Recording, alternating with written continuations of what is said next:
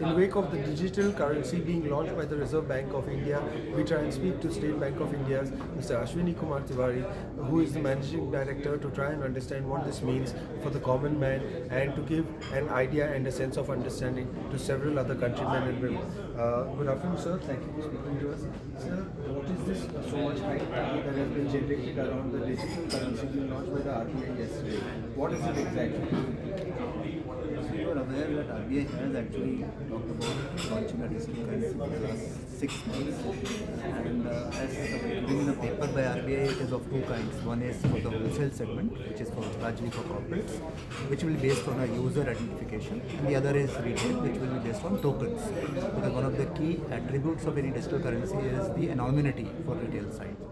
The other point, the RBI has said that they will launch these digital currencies only through banks. So the risk of people opening directly accounts with RBI and therefore kind of cutting out banks is not going to happen. So the yesterday's launch is in the government security space, which is the wholesale segment. The retail has not been launched yet. And the architecture at the moment is not very clear. I think it's still being defined. At some point, I guess it will be a blockchain-based architecture.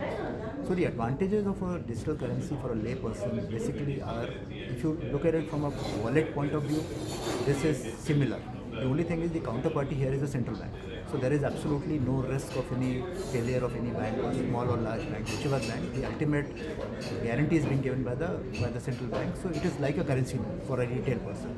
And the advantages will be largely when we go forward, we will see that especially in international transactions, where remittances happen from one country to the other, today the costs are very high.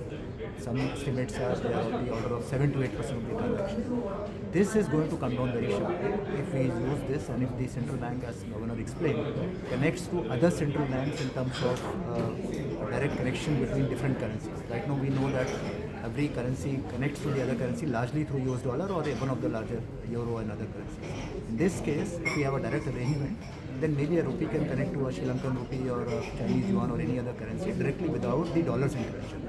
So I think that would be a great use case, and government did talk about it. So we'll see how this evolves. See, early days, but a great initiative considering every other central bank in the world is trying to do this.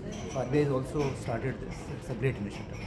So also would it be fair and okay to say that this will cater more mainly to businesses and not to individuals, or will it be helping the several other individuals, also someone who is from the middle class or the lower strata of the society as well? So initial use cases are largely going to be business use cases, as you rightly said. But the plan from RBI is also to go retail. So retail means the local status, the lower status you mentioned, even small businesses potentially, because despite everything, the amount of cash in the system is still about 32 lakh crores, which is higher than what was there in the demonetization. So everybody is trying to reduce the cash in the system, and if the cash can convert to a digital currency cash, I think that would be a great outcome, because the costs of handling that much of cash, not only by the RBI but by the system as a whole, is very large. And therefore, if this currency can replace cash to some extent also, that will be a great outcome. So my sense is that in future, as the currency stabilizes, the wholesale use cases are taken care of, the retail will be launched, and retail will ultimately settle down to a good use case. That's our hope. And therefore, retail and its impact on all the common people will also be there in future. Sir, the RBI governor seems very positive and upbeat about this. He also said that this will also provide, the virtual currency will also provide as a safeguarding measure. But however, at the same time, he said that bitcoins and private players will not be allowed. So they say that there will be a safety and security problem as far as bitcoins are concerned. But how can we totally minimize the risk and say that in this case of digital currency also it is foolproof? There can be a problem in this as well. I agree. See, the example you gave is similar to the paper currency notes we have today. People have been trying to issue fake currencies, and some of the fake currencies pass on, and they are caught, etc.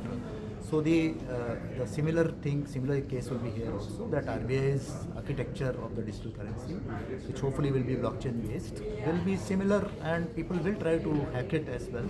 But the expectation from a central bank architecture is that it's going to be robust, and it's going to be much more safer than the usual other digital currencies, where as we have seen, the problems have been with the exchanges.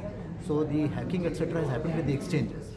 In this case, since RBI is the central bank and this has a lot of resources, they will develop very robust architecture. So we do not expect any hacking to happen in that case, and this will therefore be far more safe. And of course, they are backed by the sovereign, and therefore any central bank has a much better credential than any private bank. In that sense, this will be a better option than the Bitcoin. Right. So lastly, the security part, rest assured, is something that you are saying, and it is hacking proof. But also, must the common man get worried or confused or scratch their heads at this point in time, given the fact that it's only catering to the business end of it in terms of having to make the payments? Must the common man get involved at all?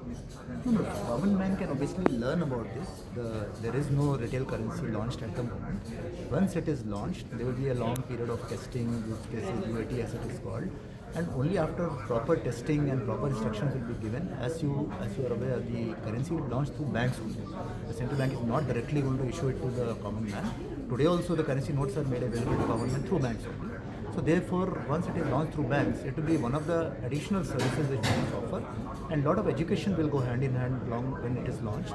So my sense is that the common man, once it is launched, will get to know about it, and gradually will be as comfortable with it as they are today with all the wallets around which you see, which are private wallets. So in this case, there will be a central bank thing which is made available through banks. So I'm sure they will be able to learn more about it as we go forward. Right. Thank you so much, sir. Thank you. With cameraman Swapnil, Dev Kotak for India Today, Mumbai.